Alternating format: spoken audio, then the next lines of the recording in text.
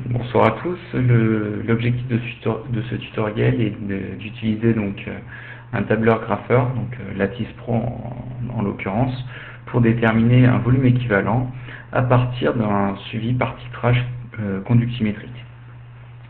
Donc de manière officialisée, on se référera à l'activité 1 du stage de Pâques 2015, de stage de révision.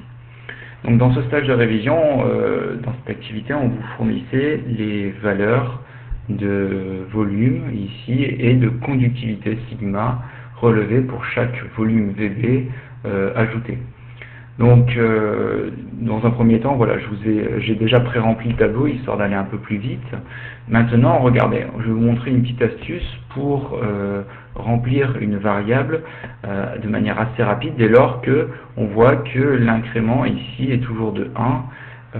Donc par exemple ici, si je supprime tout, voilà, je peux remplir dans cette variable ici avec une rampe. Donc une rampe, c'est quoi? C'est une fonction linéaire donc, dont il faut fixer la valeur initiale, la valeur finale, ainsi que le nombre de points. Donc le volume va de 0 à 20, et ici, le nombre de points que je vais devoir prendre, c'est 21. De 0 à 21, il y a 21 points. Hop. Là, je remplis, hop, et ici, automatiquement, voilà, j'ai l'ensemble de mes valeurs qui s'est rempli automatiquement. Je n'ai pas besoin de rentrer l'ensemble de mes valeurs. Donc, revenons ici à la liste des courbes, donc je vais fermer mon tableur, et donc pour déterminer le volume équivalent lors d'un suivi conductimétrique, il faut que je trace sigma en fonction du volume ici,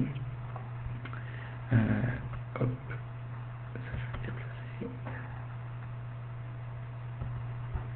du volume équivalent, du volume VB pardon ajouté.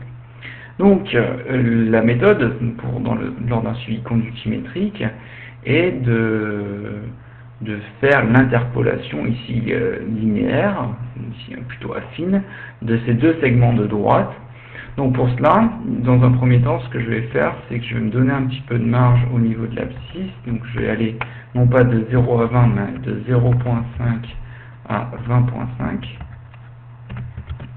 Ok. Pour voir le point ici à 0, le point à 20. Et ensuite, je vais utiliser l'outil modélisation.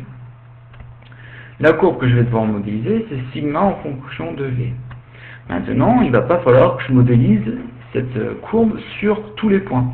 Donc vous voyez, dès lors que je quitte ici l'onglet modélisation, eh bien j'ai cette double flèche qui apparaît, qui me permet de sélectionner ici, entre les points dans lesquels je veux modéliser.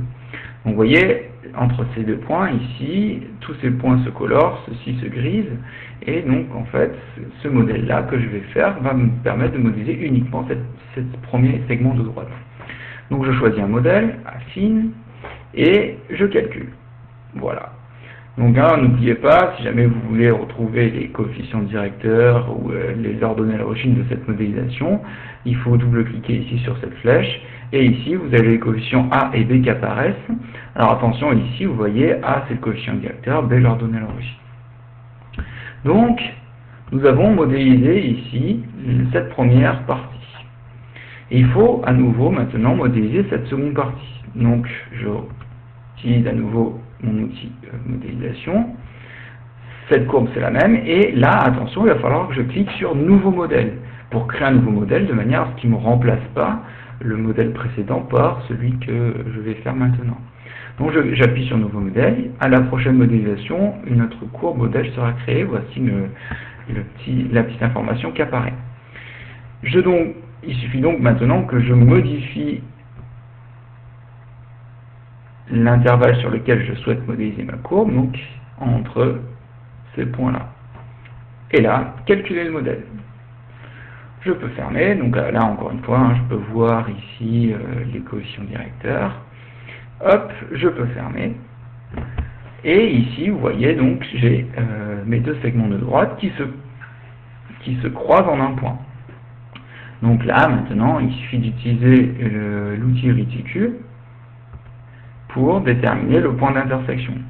Donc en l'occurrence, ici, le point d'intersection, il est de à 11,02 millilitres. Donc voilà comment déterminer le volume équivalent d'un titrage conductimétrique.